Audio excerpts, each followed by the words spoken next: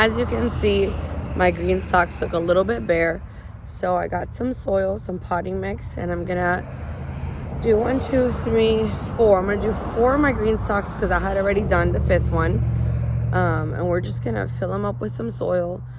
Well, actually I'm not gonna water them because it rained yesterday and I watered them this week. But I am gonna put some extra little seedlings that I have on the side that need somewhere to go.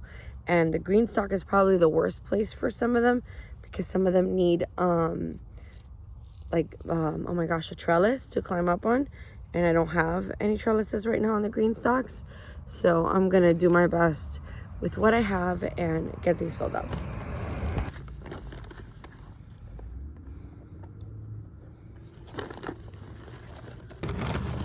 I know I've done videos before of how much soil each one of these green stalks can hold. I don't know anymore. I've tried very different types of soil mediums in here, and this is already filled. They already have soil in them. They just need to be topped off. And I'm using potting soil, just regular potting soil by Expert Gardener from Walmart.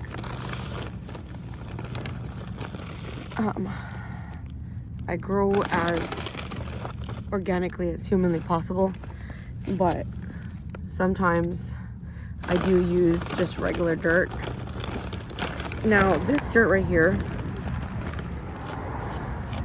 okay, it'll tell you what it has. It says how much nitrogen, potash, polymer, potassium, sulfates, all that stuff, right? I don't really know all that's in it, but I'm not using Miracle Grow, you know what I mean? Sometimes you do the best with what you got. And if the option was to grow with what you could afford and what you could have, you know, versus not grow at all because you're waiting to be able to afford organic or whatever, then you're missing out.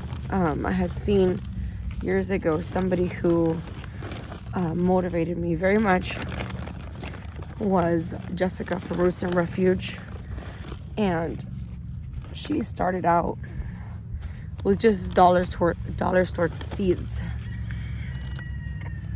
So that always encouraged me, because sometimes we're so used to looking at the beauty and the romanticism of farming, you know, for all its glory on Pinterest. And sometimes some of those things are attainable for some, and sometimes it's not attainable. With that being said, obviously you should grow as natural and organic as possible with the least amount of things, you know, with pesticides and not. And there's a really big misconception out there, and I have some friends who really believe it, even though they haven't been working their land, that there's no pesticides, herbicides, or fungicides in organic farming or gardening. And that is not true. There are lots of organic pesticides and fungicides and herbicides. And with that being said, we try our best to not even use that kind of stuff, you know? Laying the earth with diatomaceous earth, using neem oil, orange, vinegar. You know, you do what you can. And there are some times where some products have to be used, even in organic gardening. And obviously you want to use an organic product at that point, but it is out there. You know, and when I say something about organic gardening and not organic and all that stuff, all I'm trying to say is don't ostracize people for trying their best to start a garden or to do a garden, you know what I mean? All it does is make the person feel worse on something that they perhaps can't even control. And when you look at everything around you, I think it's funny sometimes that the person saying this will be like, well, you know, it's got to be organic or nothing at all. And yet they're sporting all sorts of polyesters, and, you know, they have a ton of fragrance collections of spritz and hand sanitizers. it doesn't make sense to me. You know, let people be, let people grow their garden, you know, mind your business. And if it's organic, how wonderful and beautiful. If it's not, let them grow. You know, you can educate, but you don't have to condemn people for not doing it the way that you think they should do it. You know, it's like this whole trend of people making fun of individuals trying to lose weight, you know, and they get ostracized because they flavored their water, you know, or they didn't join the gym, they're working out in a playground. Like, people get real. So people are trying to do better and be healthier and grow their own food. It will show up, okay? The content will show up. They will see that there are better ways, and when they are able to, they will do it better, you know? Garden and let garden. That's what I'm saying. That's it. Check out this catnip.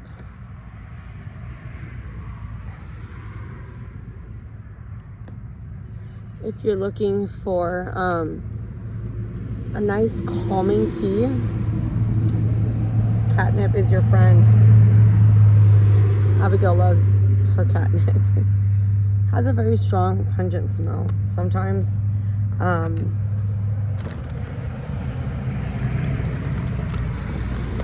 it has a little bit of smell of pot.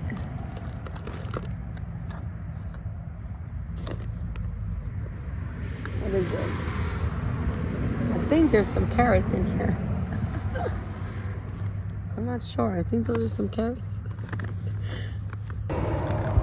Check out this wormwood, guys. Look at this wormwood. She has survived, I don't know how many years inside this planter here. And if you can see, she's growing all sorts of tiny little extensions of herself. And I think what I'm going to do is, once I'm done here, I'm going to cut off some of the branches and put them in the dirt and see if I can propagate some more wormwood. It's really pretty, actually. Right now you see it dead, but you could grab these little bits right here, crush them up in your hands, put them into the dirt, and that's just more food and nutrients for that soil. I use wormwood for my animals, for myself. When I make a tea, I don't use a lot of it because it can be toxic to your liver. But with that being said, in moderation, it's very good for you, including for the liver. Go figure, huh?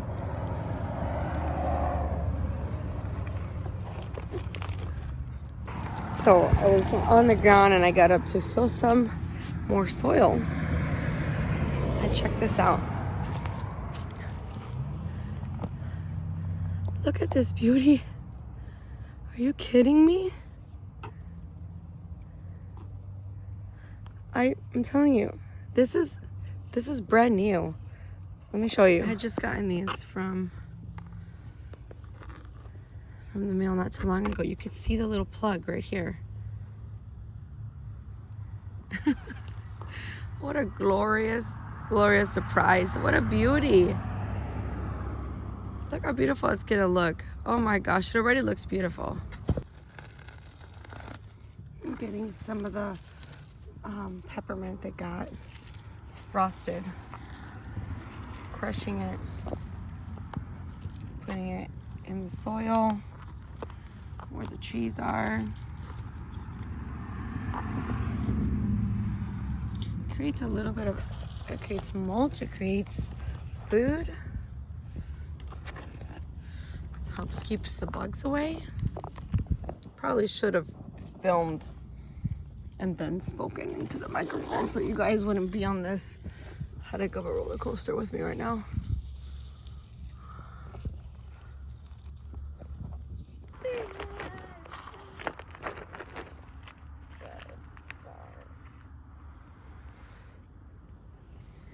I'm still holding on to everything that's said and done. I don't want to say goodbye because this.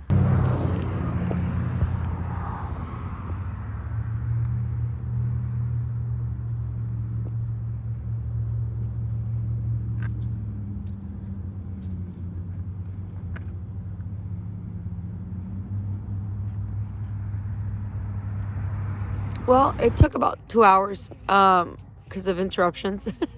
But I filled up all the green stalks, or topped them off, not filled them up, but topped them off with about 4 bags of soil. I didn't even need, actually, yeah, not counting the first one I used. So yeah, four bags of soil, and we put a bunch of little starts in there, and now we're trying to replant some starts that should have been put outside a long time ago. But that's all I got for today, topping off the green stalks. Love you guys, and God bless you. Bye. Okay, so it's the next day, and I was uploading the video, and I wanted to say something that kind of really spoke to me. When editing this video, what I'm trying to convey about the way that we treat other people is all summed up in one scripture, and it's in 1 Corinthians, and I will find it and I'll leave it here. But I'm sorry. It's in 1 Corinthians, and it says, if I speak in the words of man or of angels, but I do not have love, I am nothing but a gong and a clanging cymbal. You know, we can talk a lot, but if there's no love behind what we're saying, it's irrelevant. It's like blah, da, da, da, da, just a ton of noise. It's not going to penetrate. It's not going to pierce the marrow. You know what I mean? So I just had to share that scripture because it's really important that in everything that we do, that we really do it with love. Otherwise, we're just a noisy cymbal. Think of the little monkeys from, the 80s and 90s, just clapping away. Nobody's gonna listen. All right, guys. Now for real. Goodbye.